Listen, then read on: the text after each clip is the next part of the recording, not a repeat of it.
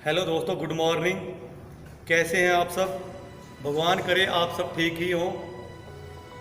12 दिन के बाद आज मैं जिम में आया हूँ और 12 दिन आपसे दूर रहा हूँ। उसका कारण ये था कि मेरी मदर है जो वो बीमार हो गए थे बहुत ज़्यादा और उनको 32 हॉस्पिटल में एडमिट करवाना पड़ा।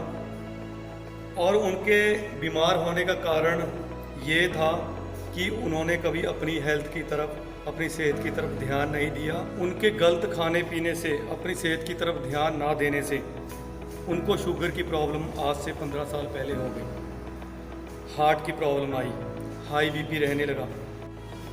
तो ये सब अपनी हेल्थ की तरफ ध्यान ना देने से हुआ है।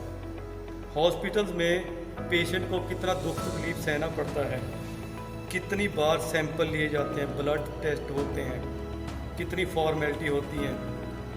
ऐसे टेस्ट भी किए जाते हैं जो सिर्फ शक के आधार पे होते हैं। तो जब बार बार पेशेंट का ब्लड निकाला जाता है टेस्ट के लिए तो कितना दुख तकलीफ पेशेंट को सहना पड़ता है।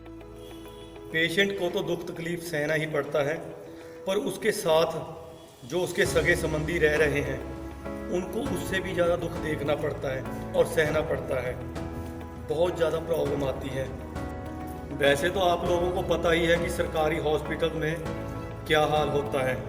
चंडीगढ़ पीजीआई और 32 का हॉस्पिटल जहाँ पे पेशेंट बहुत ज़्यादा आते हैं और डॉक्टरों पे प्रेशर भी होता है, नर्सों पे। पर वहाँ पे जितने भी ट्रेनर आए होते हैं, जैसे नर्सें, डॉक्टर्स नए, तो कई नर्सेज का और डॉक्टर्स का बिहेवियर ठीक नहीं होता। और नर्सें और गलत तरीके से इंजेक्शन से जब ब्लड निकालती है तो पेशेंट की चीखें निकल जाती है, बहुत ज़्यादा उसको दर्द सहना पड़ता है। तो जब एक बेटे को माँ की चीखें देखनी पड़ती है, उसका दर्द देखना पड़ता है, तो आप महसूस कर सकते हैं कि उस बेटे का क्या हाल होता होगा। आपको ये सब बताने का मेरा मकसद ये है कि आप अपने पेरेंट्स का ध्यान रखिए, उनकी हेल्थ का ध्यान रखिए, उनको एक्सरसाइज के साथ जोड़िए, उनसे योगा करवाएं, गलत खाना पीना रोकें उनका, ताकि वो बीमारियों से बचे रहें और स्वस्थ रहें।